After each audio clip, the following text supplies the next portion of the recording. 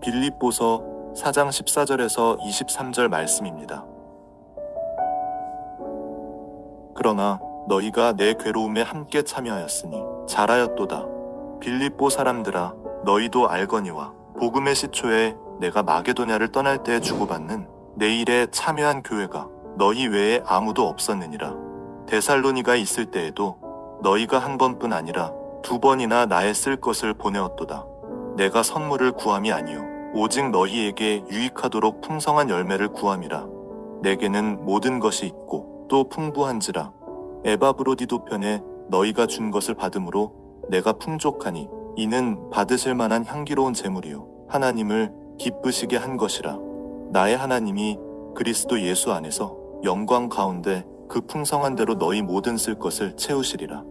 하나님 곧 우리 아버지께 세세 무궁하도록 영광을 돌릴지어다. 아멘. 그리스도 예수 안에 있는 성도에게 각각 문안하라. 나와 함께 있는 형제들이 너희에게 문안하고 모든 성도들이 너희에게 문안하되 특히 가이사의 집 사람들 중 몇이니라. 주 예수 그리스도의 은혜가 너희 심령이 있을지어다.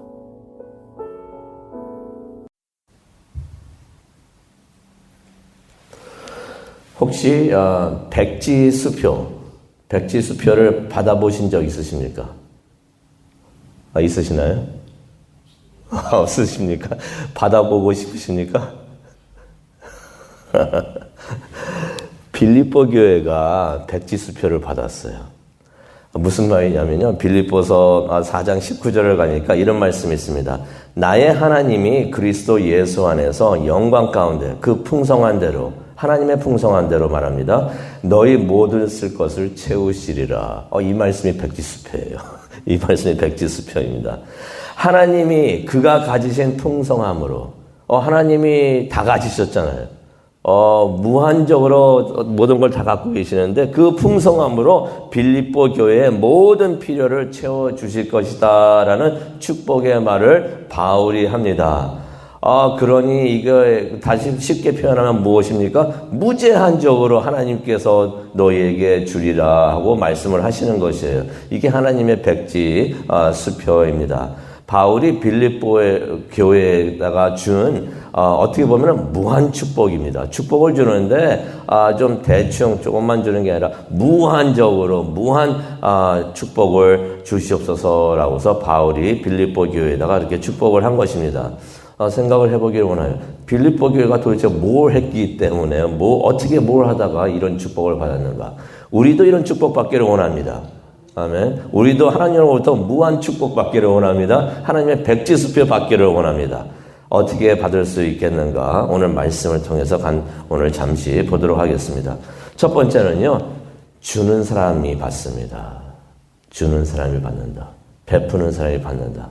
14절부터 16절에 있는 말씀입니다. 14절을 보시면요. 이런 말씀이 있습니다. 빌립보 교회가 바울이 이런 말을 합니다. 빌립보 교회가 자신의 고난에 동참을 했다. 참 잘했다라는 말을 합니다. 빌립보 교회가 바울의 고난에 어떻게 동참을 했는가? 바울이 맨 처음에 이제 선교를 시작했을 때 아무도 도운 사람들이 없었어요.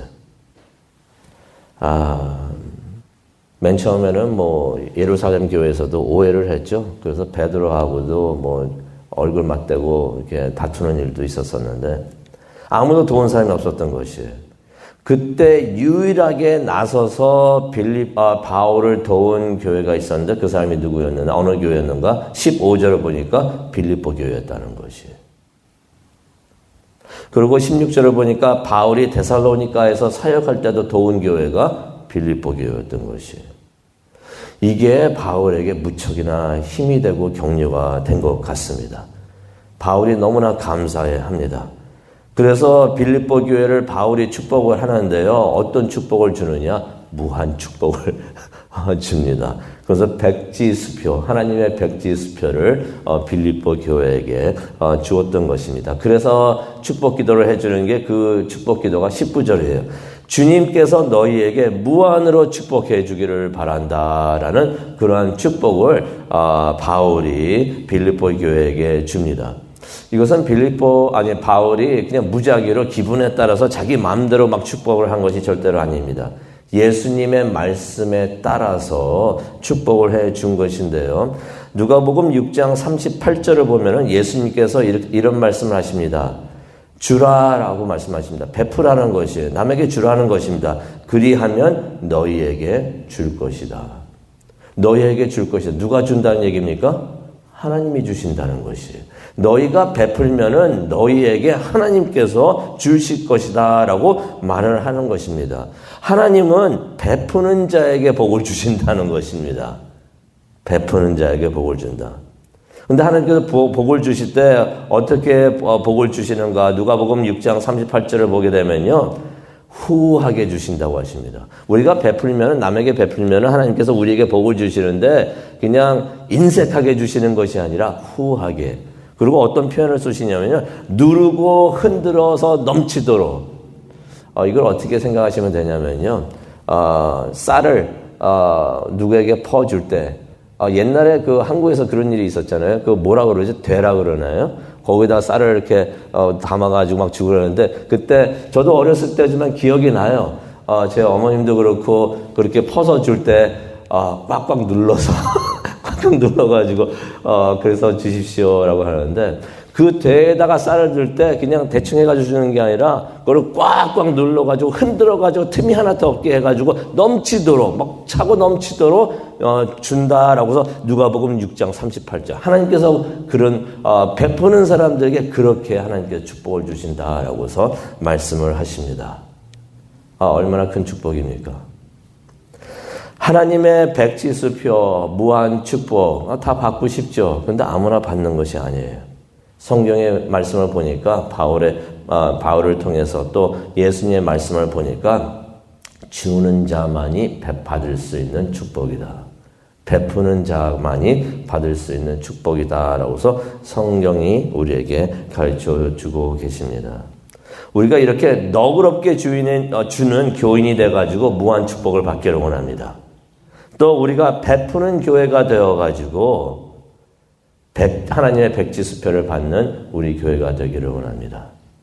그게 그런 것 같아요. 교회가요, 사역을 하면서 베푸는 교회는 많은 축복을 받아요.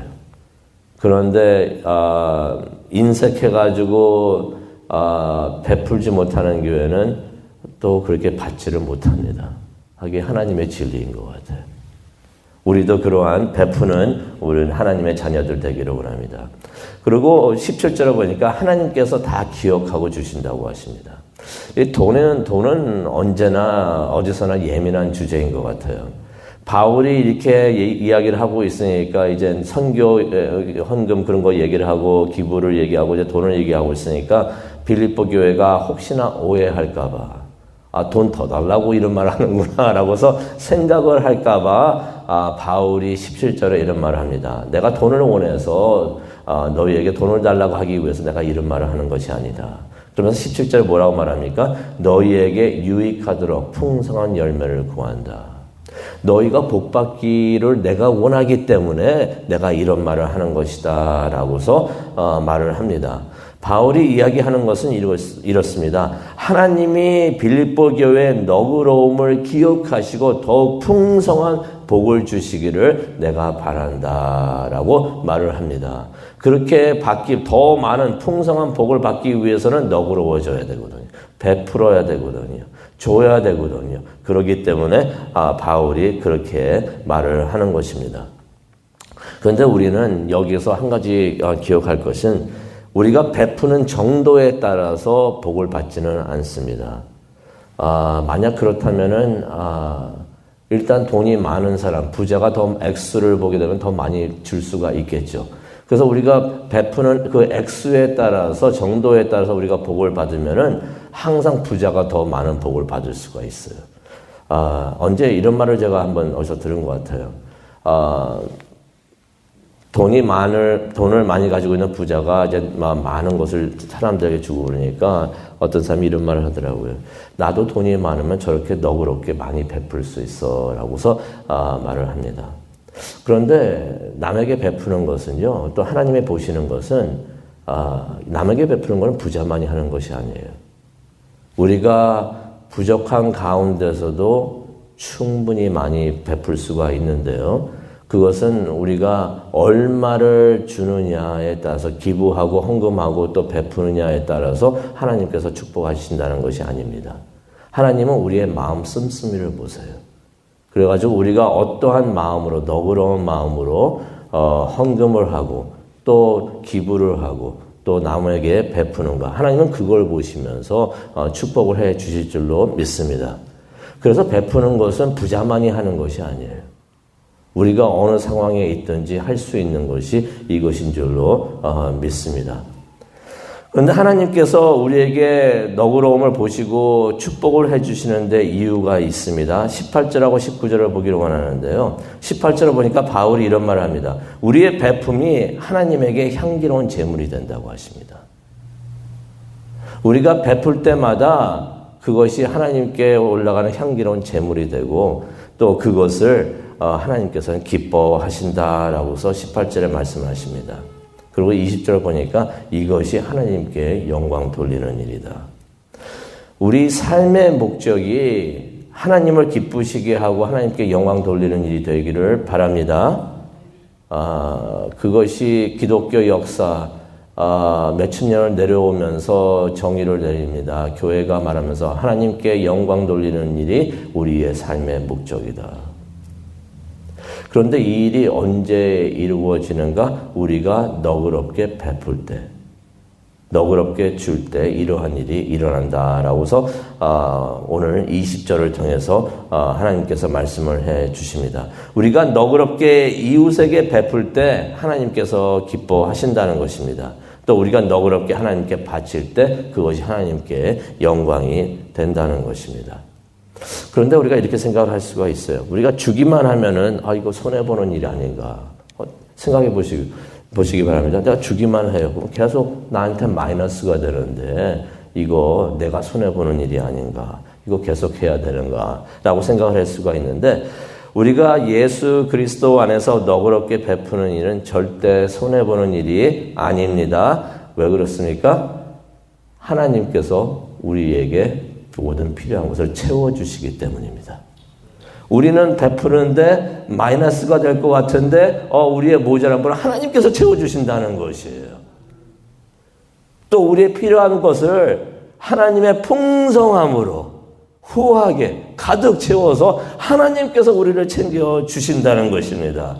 그러니 우리에게 절대로 이것이 마이너스가 되고 손해보는 일이 되지가 않는다는 것입니다. 그 말씀 기억하시죠? 엘리야에게 베풀었던 그 과부. 그 조금 남아 있었던 거 그거 베풀게 되면은 이제 다 손해보고 이제 죽게 되는가 했는데 그 과부를 누가 축복을 해주셨습니까? 하나님께서 축복을 해주셨잖아요. 그런데 얼마큼 축복을 해주셨습니까? 무한 축복이었습니다. 무한 리필. 그 갖고 있었던 밀가루하고 기름이 계속 리필이 되는 거예요. 계속 리필이 되는 거예요. 이게 무한 리필, 이거 무한 축복이고 이게 백지수표가 되는 줄로 믿습니다. 오늘 이 말씀 생각하시면서 기도하는 시간 갖기를 원하는데요. 우리도 주 안에서 사랑을 베풀어서 이것이 하나님께 기쁜 제물이 되고 이것이 또한 하나님을 영광스럽게 하고 하나님을 기쁘게 하시는 일이구나 생각을 하면서 우리가 베푸는 우리가 되기를 원합니다. 베풀 때 하나님께서 우리를 챙겨주시고 우리에게 무한 축복을 주시는구나. 이것을 믿고 신뢰하고 그대로 따르는 우리 모두가 되기를 간절히 축원합니다. 기도하시겠습니다. 사랑과 은혜가 충만하신 하나님 아버지 감사합니다. 오늘 말씀을 통해서 다시 한번 기쁨의 정의를 내려주시니 정말로 감사합니다. 우리의 삶이 하나님의 기쁨이 되기를 원합니다. 우리가 무엇을 할 때 하나님이 기뻐하시고 무엇을 할 때 하나님께서 영광 받으시는 것을 깨닫고 하나님 말씀대로 살기를 원합니다. 너그럽게 베푸는 우리가 되고 우리 교회가 될 수 있도록 하나님 은혜 내려 주시옵소서. 그렇게 할 때 하나님께서 우리를 챙겨주시고 하나님께서 우리 교회를 챙겨주시는 줄로 믿습니다. 이 말씀 우리가 지키기 위해서 결단하면서 우리가 또 기도하는 시간을 갖기를 원합니다. 이 기도하는 이 시간 함께 하여 주시고 안수하여 주시고 인도하여 주시옵소서. 감사합니다. 예수님의 이름으로 기도합니다. 아멘.